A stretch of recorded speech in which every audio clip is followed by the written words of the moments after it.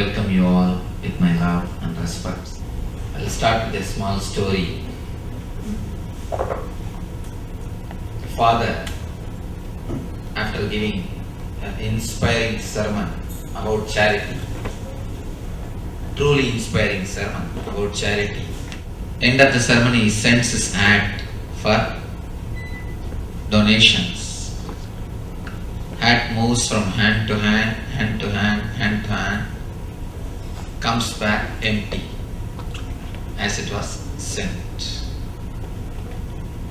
He took the hat and prayed, "Oh God, my hat came back."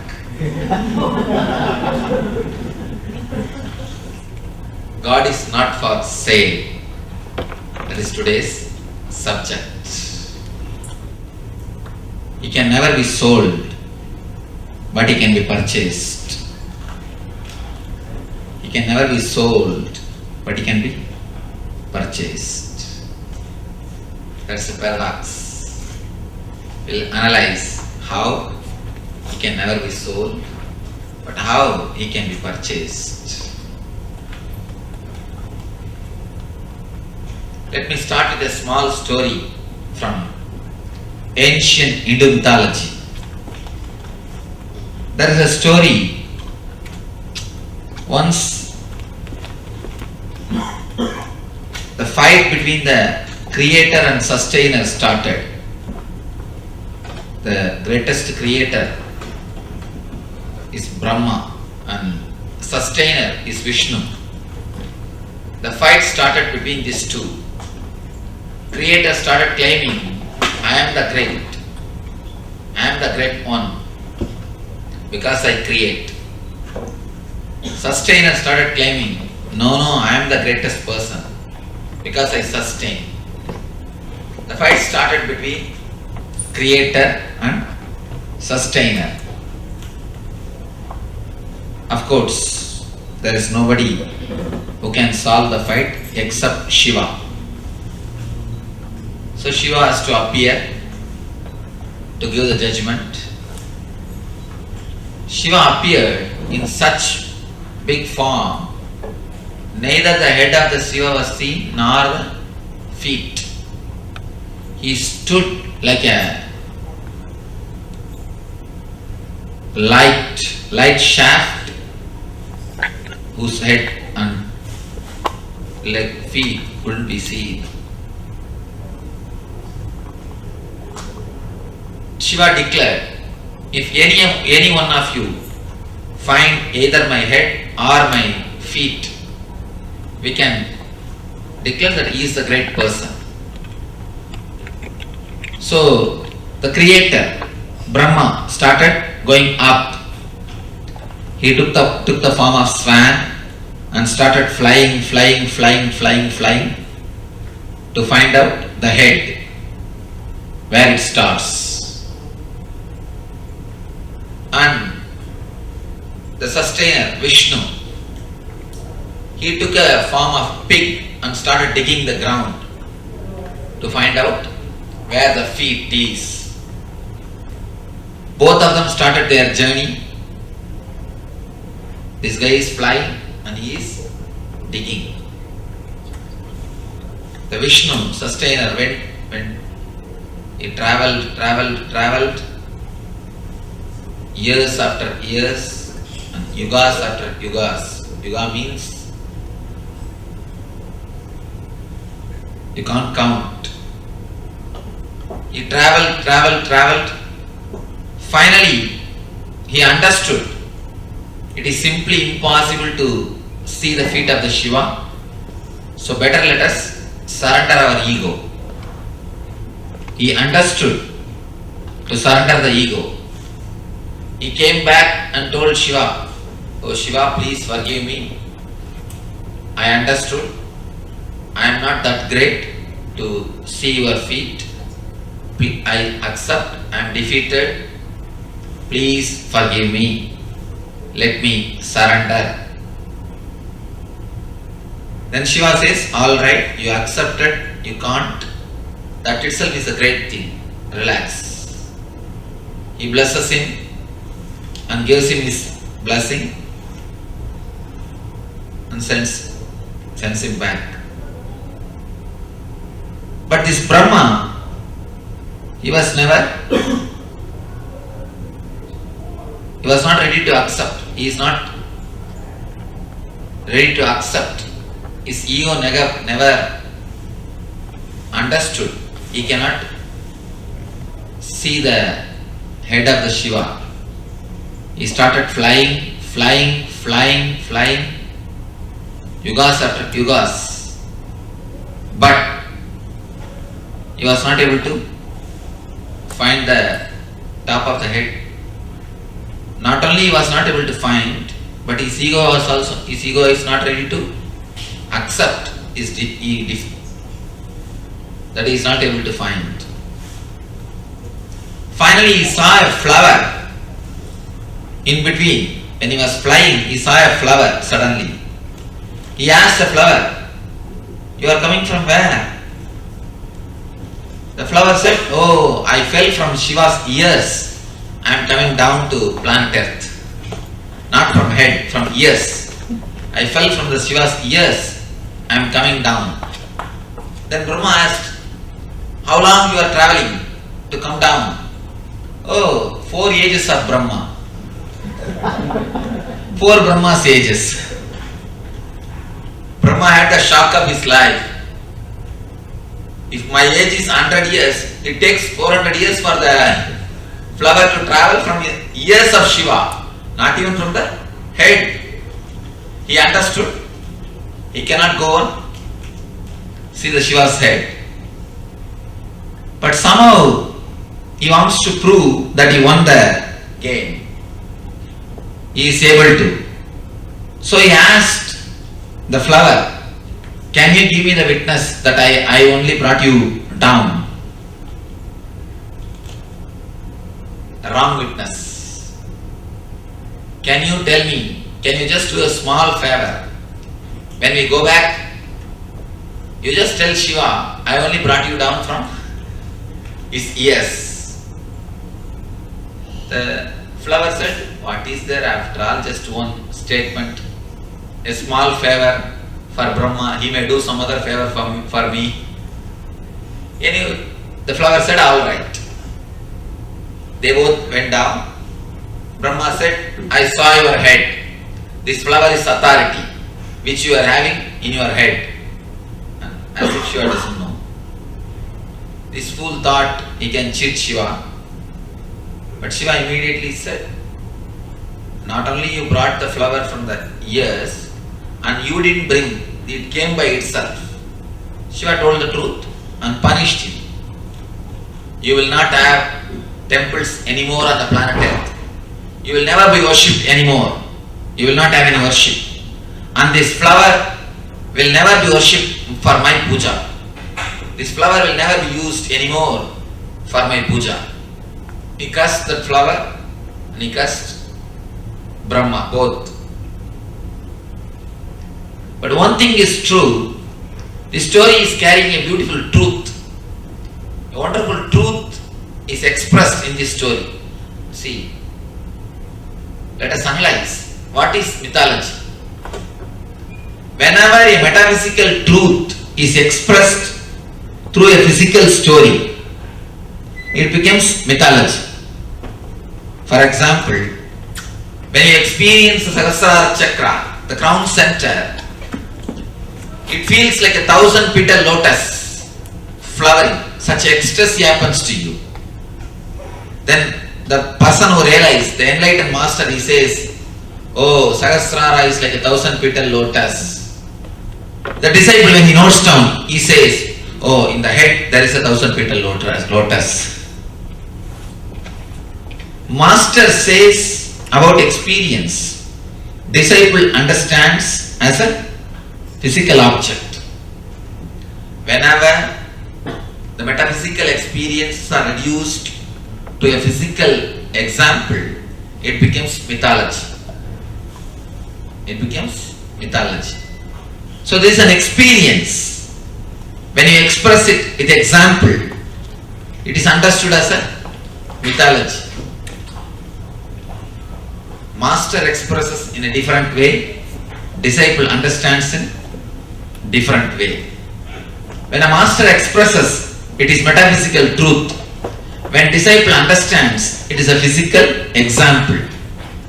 So, when a metaphysical truth is reduced to a physical example, it becomes mythology. Otherwise, even the metaphysical stories have got their own importance. All mythological stories carry some truth in them. The problem is, the master expresses in one language, disciple understands in the other language. There starts the problem. A small story.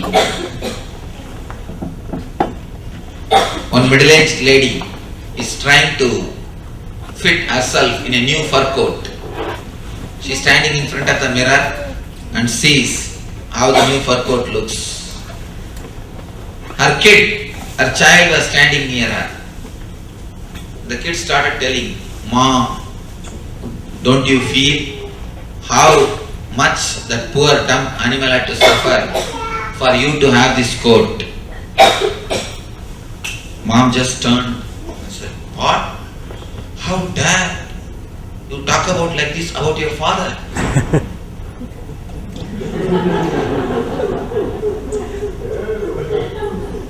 She says about the animal. The kid is talking about the animal and mom is understanding it's a father, because the father has to pay money. She is talking about the animal which is supposed to give the fur. She understands about the animal who is supposed to give money. Anyhow, she understands. The master expresses in one way, disciple understands in the other way. There are few people who are not even understood, who missed the story.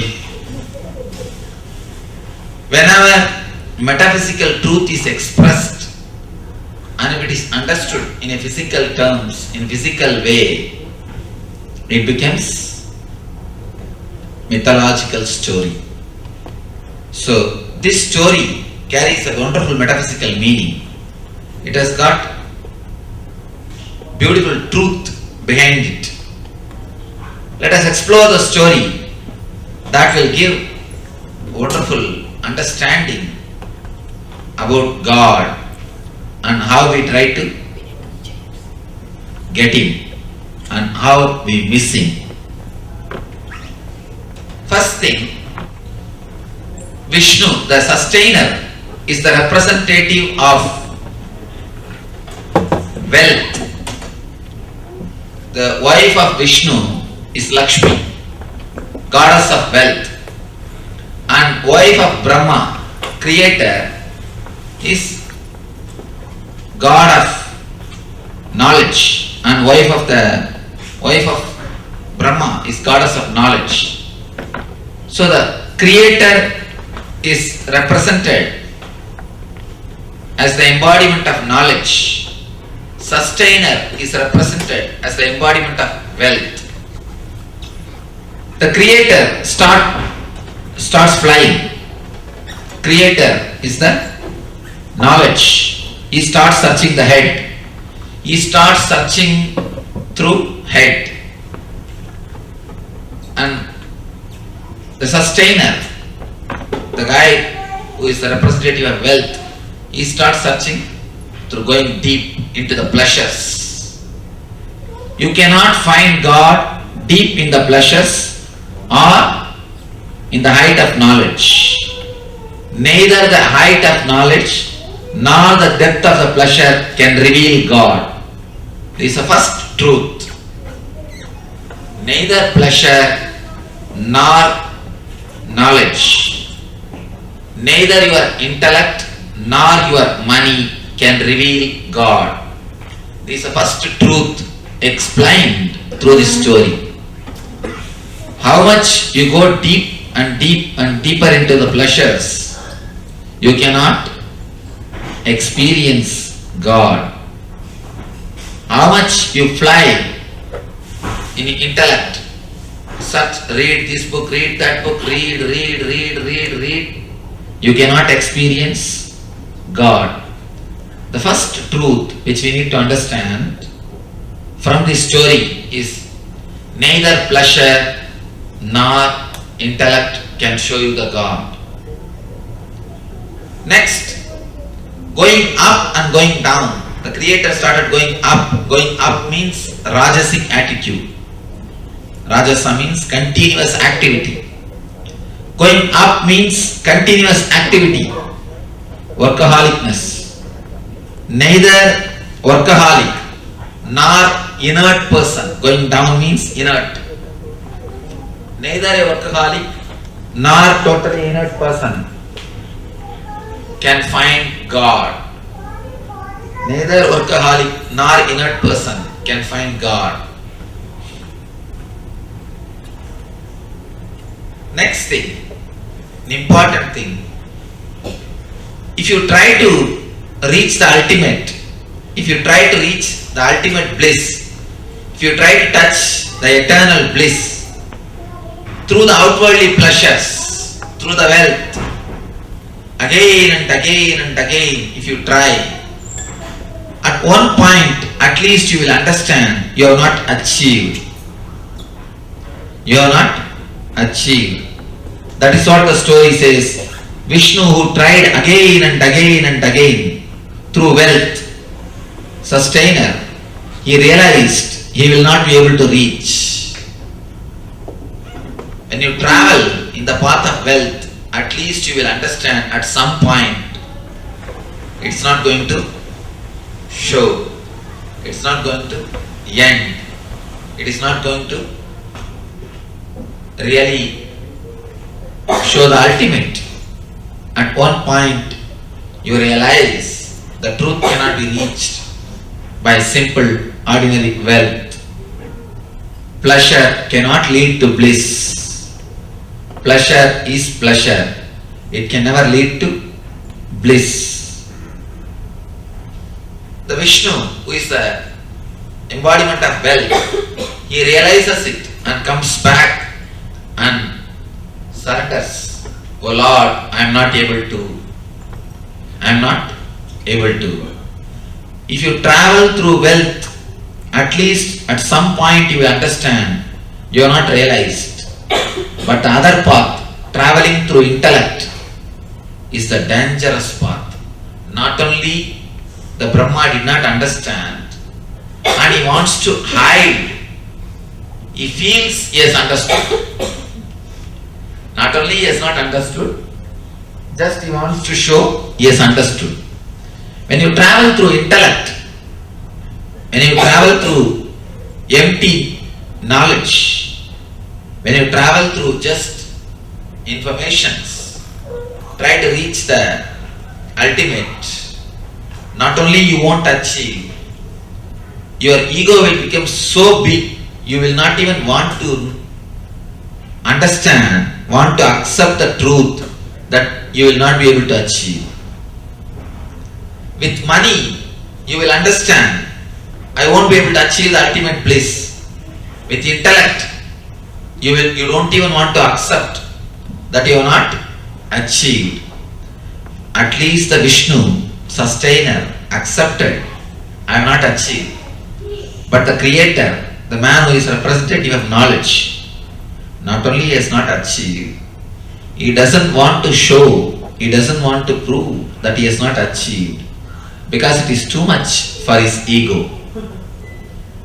So whenever you work through your intellect, your ego, not only you miss, you do not want to show, you do not want to accept, you missed it. You do not want to accept, you missed it. It is the most dangerous thing. It is the most dangerous thing. I always tell people, the people who travel through the path of pleasure, at least at some point they understand, but the people who travel through the path of intellect, they never understand that they have not experienced. Intellect gives such a deep feeling of addiction. Actually, you get addicted to intellectual reading. After some time, reading and intellectual analysis becomes addiction. It's almost like a drug addiction. At least with the drug addiction, you know you are addicted. In the case of intellectual addiction, you will not even know you are addicted. Continuously gathering information, gathering, collecting information makes you feel great. And especially if you get few fools to listen to your words, you feel really, you become great. That's the biggest problem. According to me, the one and only problem in realizing God is intellect.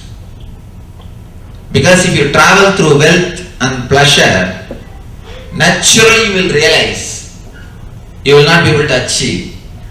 But if you travel through the intellect, there is no point in which you will become tired, because it is such a tasty thing. You feel almost addicted. You will not even know you are addicted. You will not even know you are addicted. You will be addicted without your knowledge. You are addicted. That is the path of intellect. You will be continuously accumulating informations after information. You may become a Congress library, but never an enlightened man. Surely Congress library is not enlightened. No library can become enlightened. If you make your mind, if you make your head just as a library, you can never become enlightened. We make our heads only as a library. We collect more information, and we learn how to process the information. After some time, we start giving lectures. We start delivering the information. Just collecting the information or processing the information or delivering the information cannot take you towards enlightenment.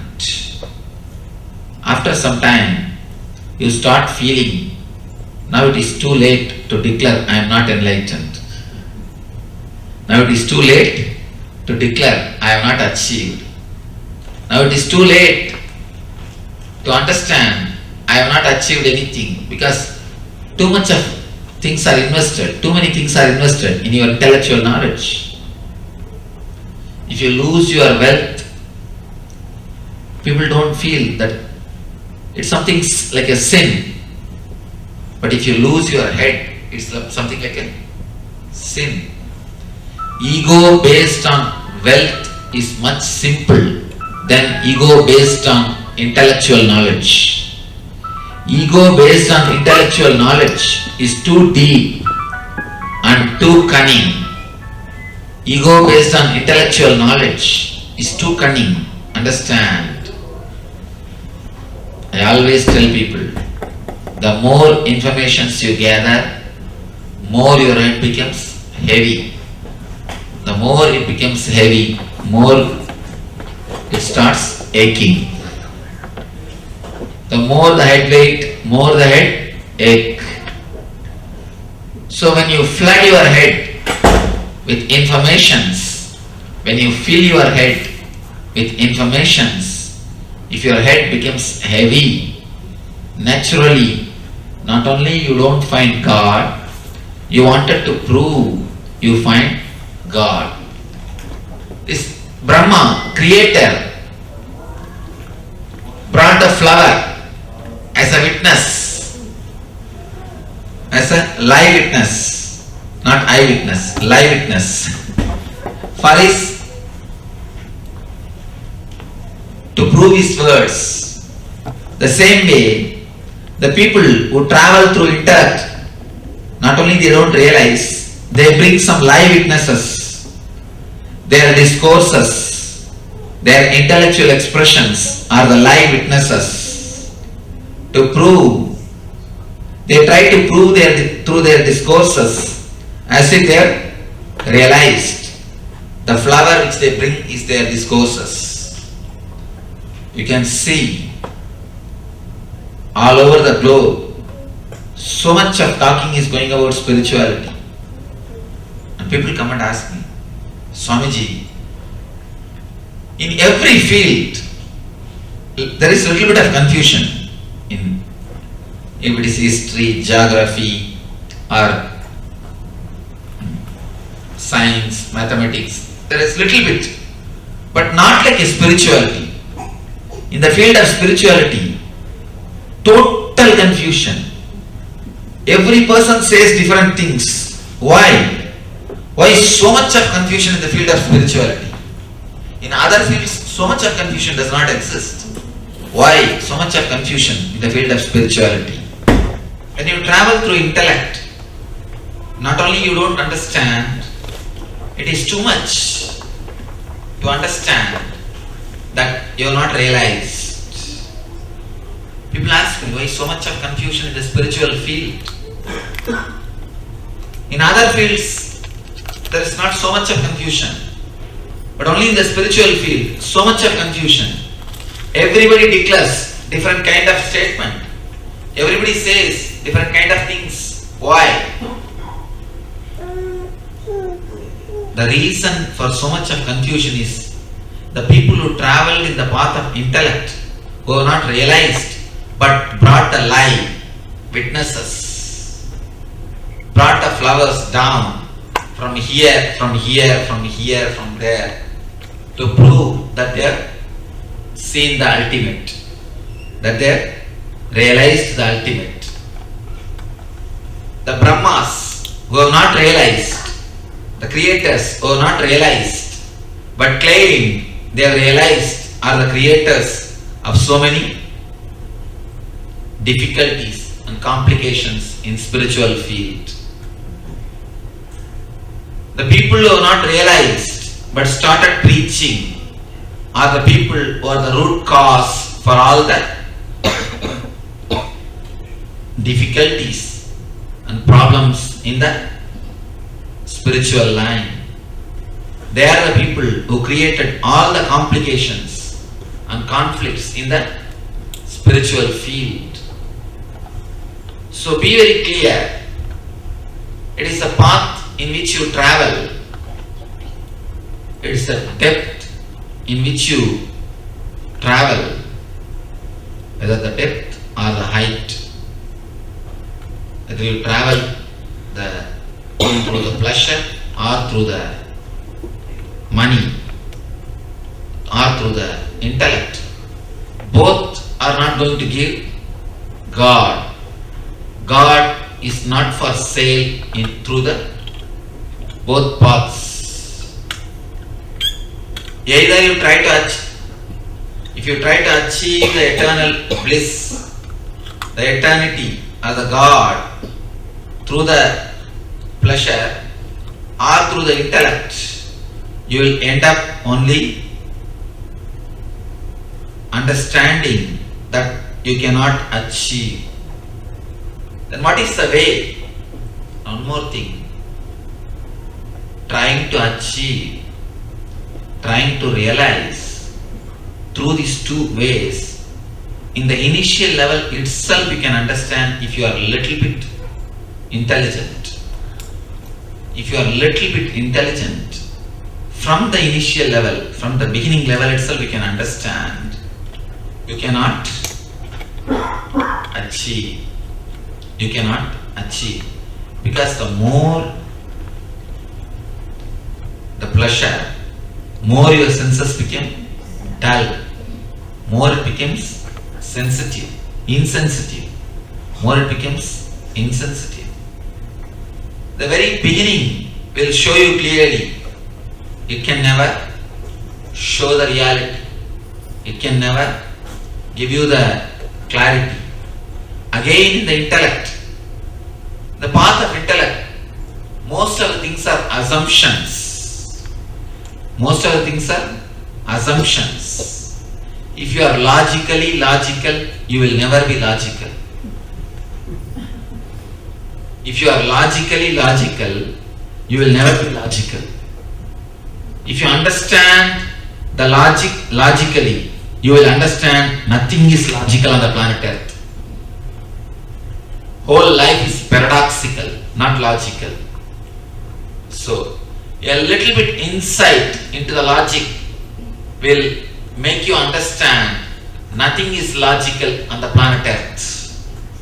Nothing is logical in the universe. No logic is logical. No logic is logically logical in the universe. Whether through pleasure or through intellect, God cannot be achieved. If he can be achieved, already would have made shop for him. You would have sold him in a deal sale. We would have started giving discount. We know how to do it. Buy one, get one free. We would have made everything. But the thing, he cannot be achieved. He cannot be sold. I made one more statement in the beginning. He cannot be sold, but he can be purchased. Let me explain how he can be purchased. You see, if he can't be purchased, then how to achieve him? There must be some path to achieve. When I say he can't be sold, nobody can sell him. When I say he can be purchased, you can purchase him. You can directly achieve him. Not from anybody, directly from himself. When you sell yourself, you can purchase him.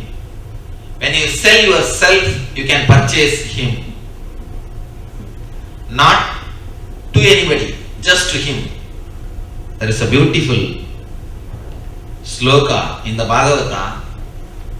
When you give what you have, the I and mine at his feet, he gives what he has, his I and mine. What is your I? Tell me. Your I is nothing but your ego, which continuously gives you suffering. Suffering, nothing but suffering, nothing but suffering. I ask people once in a while. Actually, there was one person who questioned me, Swamiji, should I renounce to achieve God? I asked him, what worthy thing you have in your life, tell me, that you want to renounce? First tell me what worthy thing you have, then we can go for renunciation. First look little deep into your life. Do you have anything which is worthy? Look into your life. Have you had any experience, any great experience, any great moment of your life for which you want to continue your life? Can anyone of you tell me, I had some experience at the age of 20, Swamiji. I think that experience may repeat. That is the reason I wanted to live in the body. No. If you analyze your life overall, nothing but wounds and sufferings. Somewhere the gap between wounds and sufferings, we ourselves call it as pleasure. The gap between two war cannot be called as peace. It can be only called as preparation for the next war. Same way, the gap between two suffering cannot be called as pleasure. It can be only called as preparing for the next suffering. So if you see your whole life, it is nothing but wounds, nothing but suffering, nothing but pain, nothing but fear, then what worthy thing is there to renounce? It is your idea that you have something worthy that starts the whole trouble.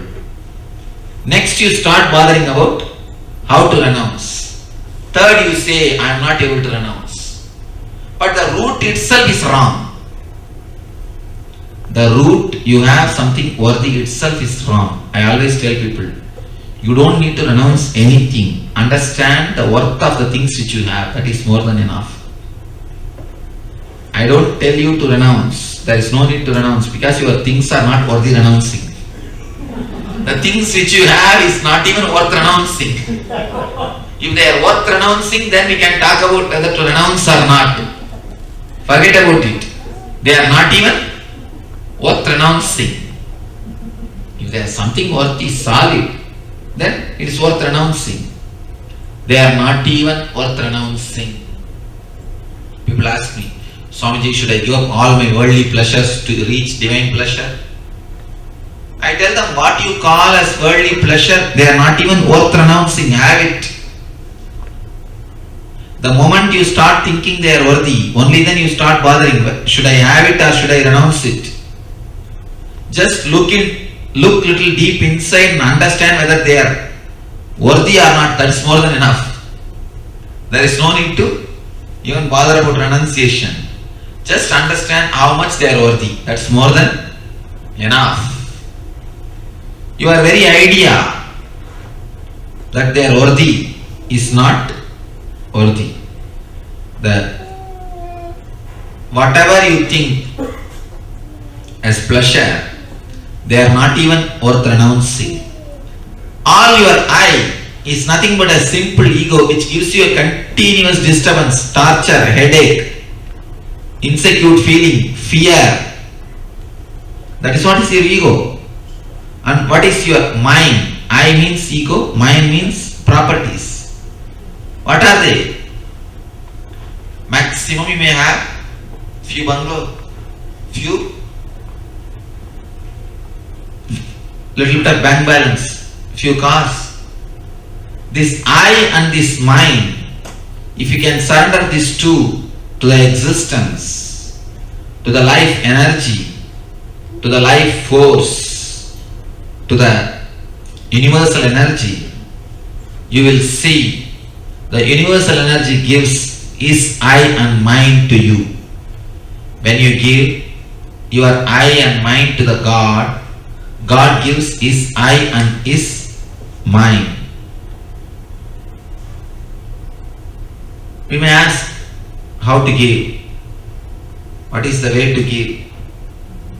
Just drop the idea, you possess it.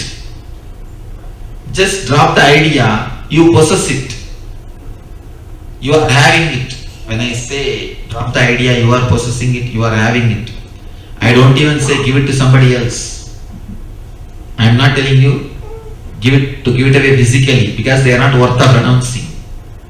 They are not even worthy of renouncing. Just drop the notion, drop the idea, you are possessing it. It is yours. Drop the idea. People ask me, Swamiji, how to renounce? I tell them, renounce what you don't have, that itself is more than enough. There are 1,001 things which you don't have, but you are having it in your mind, you are having it in your head.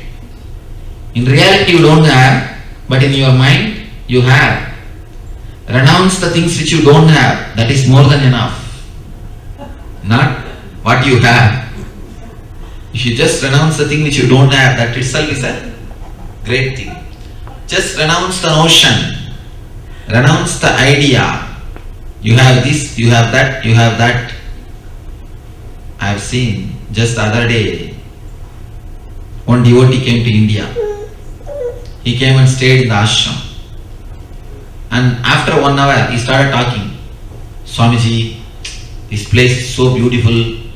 I wanted to purchase few acres of land next to your ashram and start building my own house. I told him, fool. Your mind, see how your mind is postponing the joy. You can enjoy anything only when it is yours legally in the paper. Can't you enjoy it now? The sunrise and the beautiful garden and the forest and the atmosphere and the silence. Your mind says you can enjoy only if you have an house here. By the time you work and purchase an house here, the mental setup of enjoying will be lost. You will take it for granted. Are you enjoying your house? He said, no, Swamiji. That is why you came here. Now if you want to make one more house here, what are you doing? What are you doing? Again, you are creating a place where you are not going to enjoy. The idea, if you possess, only then it is yours. If it is yours, only then you will enjoy. Drop that idea. That is what I say. Drop the idea of I and mine. I have seen the people, they can enjoy only if it's theirs. They cannot enjoy the beautiful surrounding. If they go to Mount Rainier, they will start thinking about how to purchase a cottage here. Let me start the time sharing cottage. Let me try to get a time sharing cottage. They will try to make things only theirs. They will never enjoy. The man who runs to make more and more things as his will never enjoy anything as his. The more mine, less joy. The more possession, less enjoyment. The man who possesses more, he can choose between suffering. Understand? He has got the freedom to choose between suffering, but not between joy and suffering. He has got the full freedom to choose between this suffering and that suffering. He has got the choice whether he can live in his island house or in a Mount Rainier house. He has got the choice between the two sufferings, but not between joy and the suffering. As long as you have the idea I and mine, you will be selling your eyes to purchase drawings. You will be selling your eyes to purchase paintings. You will be selling your legs to learn dancing. You will be selling your body to get comforts. You will be selling your sleep to purchase a bed. You will be continuously only selling your life to purchase the comforts. Anyhow, when you drop this idea, I and mine, Sutra in Kathopanishad, the Upanishad says, if you do a ritual, Vajapaya Yaga, if you do a ritual, Vajapaya Yaga means in the Homa, you are supposed to give away all your properties. If you do that ritual and give away all your properties, you will reach the highest state in the heaven. One guy read this line and started doing that ritual to achieve the highest state in the heaven. See how people misunderstand the concepts. Naturally, when you try to do when you try to give some donation for the sake of achieving something, you will make business deal. Naturally, you make a business deal. You start thinking how less I can give and how much I can get. This guy also started thinking in a business way. If the ritual says you are supposed to give food, he started giving in a cup, small cup, food for everyone. The ritual says you should give clothes, he started giving kerchiefs. If the ritual says you should give cows, he started getting the old cows, which is not useful, which is supposed to be sent for the slaughterhouse. He started donating that type of cows. The original meaning of the sutra is, if you renounce the idea of possessing few things, you will start feeling homely and comfortable with the whole universe. If you renounce the idea of possessing few things, you will start feeling comfortable and you will start feeling homely with the whole universe. A man who has renounced one home will feel homely in the whole world. The man who has renounced few so-called possessive relationships will feel related to the whole world. It's ultimate teaching. It's ultimate understanding. But this guy tried to practice in a very crude way. Naturally, he will not achieve anything. When you really renounce the I and mine with an understanding the divine showers his eye and mine on you. There is one great saint, he says towards the Lord, O Lord, I have given my eye and mind to you. You gave your eye and mind to me. Understand who is the winner? I am only the winner. I am the intelligent guy. My eye and mind is nothing but suffering, but yours is nothing but bliss. I just gave suffering and got the bliss. I am the winner, not you. I am the best businessman. He says, I purchased you by paying my ego. I purchased you by paying my ego. You can purchase him by paying your ego. You can have him by paying your ego. But all our relationship with God is more or less like a business. We try to make only business deals from him. God is more or less like a business thing for us. He is not an existential experience. A small story. One guy was traveling with his colleagues in a boat. Suddenly, a heavy cyclone attacked the ocean and boat started shaking this side, that side. It is too much. They are going to die. They are going to get drowned in the ocean. This guy started shouting, Oh God, please save us. If you save us, we will stop smoking. God did not listen. Nothing happened. Next guy started shouting, Oh God, please save us. If you save us, we will stop drinking. Nothing happened. God did not listen. Third guy shouted, Oh God, save us, please save us. If you save us, we will stop womanizing. Then the third guy shouts, Hey, don't go to that extent. Wait. A small island is seen. All our relationship with God is only a business. When you want Him. Otherwise, you don't want Him. All our relationship with God is just a business. Of course, no business deal can work with God. No business deal can help Him, can help to get Him in your life.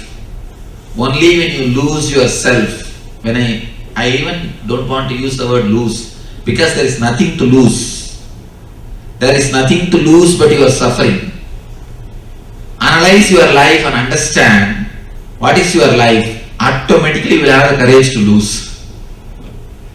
Just understand the power, understand your ego, what it has given you and what it is worthy of. Naturally you will see, you will drop it. People come and tell me, Swamiji, I know my ego is giving me lot of suffering. All my pain, all my suffering is due to my ego. But I am not able to drop. Why, Swamiji? Please be very clear. It means you are not understood. Do you say, I know my hand is burning with the fire. Swamiji, I am not able to drop the fire? No. The moment it burns you, you drop it. Same way, if you really understand, it hurts. It disturbs, it gives you suffering, you will drop. If you are not able to drop, be very clear, you are not able to understand. Work to understand, that is more than enough.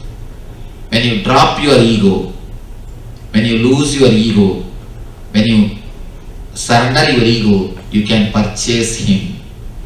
You can possess Him. I think instead of the word you can possess Him, He will possess you. He will possess you. When you drop your ego, when you drop as you are, you will be possessed by Him. When you drop your egoistic being, you will naturally see you will be possessed by universal being. Egocentricness is eccentricness. If you are egocentric, you are eccentric. When you drop, you will naturally fall into the center, which is the center of the whole universe. Understand, you cannot purchase him. God cannot be sold. When you drop your being, he will possess your being. God cannot be sold, but can be achieved. You can achieve him by giving your whole being, by surrendering your whole being. And one more thing, even if you achieve him by surrendering your whole being, it is not a sales deal, it is a pure gift from him.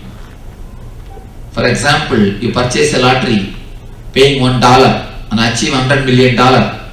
Can you say the $100 million has been achieved by you? No. It's a pure gift. So even if you give your whole ego and achieve the divine experience or the God consciousness, you cannot call it a deal. It is only a gift. It's a pure gift from him. So let you surrender your being and experience the eternal bliss, God consciousness, divine Nityananda. Thank you.